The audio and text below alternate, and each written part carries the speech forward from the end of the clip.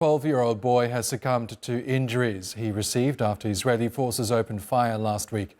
Mohammed Murad Ahmad Hoshia was shot during a raid on the Al-Mari camp. 7 more people were injured in that raid. We'll return now to Osama Nazzal, who joins us from Jenin in the occupied West Bank. Osama, hopefully you have us now. I was asking you about the footage that has emerged of what appears to be an injured Palestinian being strapped to the hood of an Israeli armoured vehicle. Is there anything more you can tell us about that incident? How did it get to that point? Yeah, the very painful image that was communicated to the whole world from the Palestinian city of Jenin, showing the Israeli occupation forces holding an injured Palestinian youth on the hood of the military jeep, just reflects how brutal and how barbaric the Israeli occupation forces are, and how determined Israel is to decimate the Palestinian people.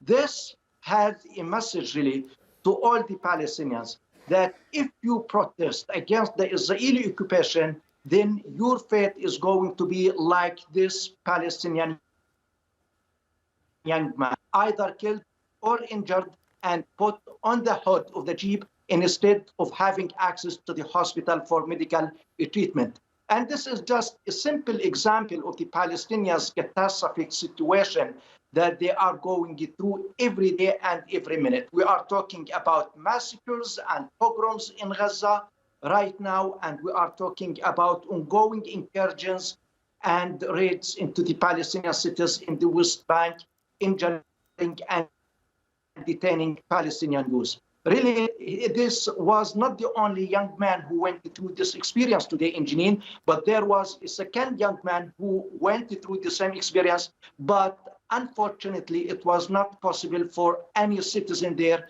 to take a photo of or to film. But this is the Israeli occupation modus operandi.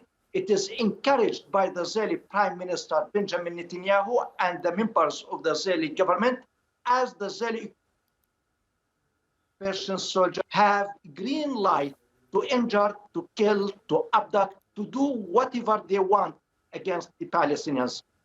And sorry to say that the world is watching, but all that we see is silence. Yes, and it comes as Israeli forces have intensified their raids in several parts of the occupied West Bank, including most recently in Qalqilia. What is happening on the ground there in terms of how residents across the occupied West Bank are now living? They must be fearful for their lives on a daily basis at this point. Yeah, just yesterday, Israeli occupation forces raided Qalqilia and killed 2 to 3 Palestinian youths in a car. Today morning, a large military force of the Israeli occupation stormed again into Qalqilia, and they closed all the entrances into the city, preventing the Palestinian citizens from getting into or getting out of the city. The same in Jenin and most of the Palestinian cities in the West Bank. And we need to remember here that a plan of the Israeli occupation government.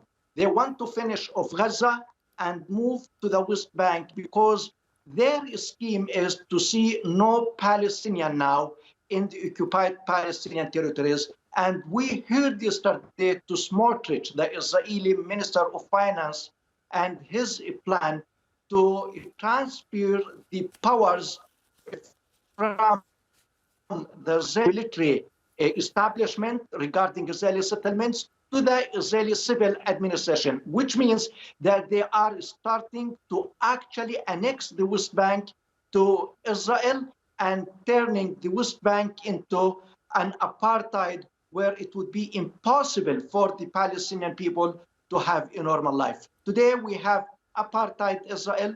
Today we have small Bantustans dismembered from one another where the Palestinian people live. Nothing less, nothing more. Okay, Osama Nazzal, thanks so much again for joining us here on the program.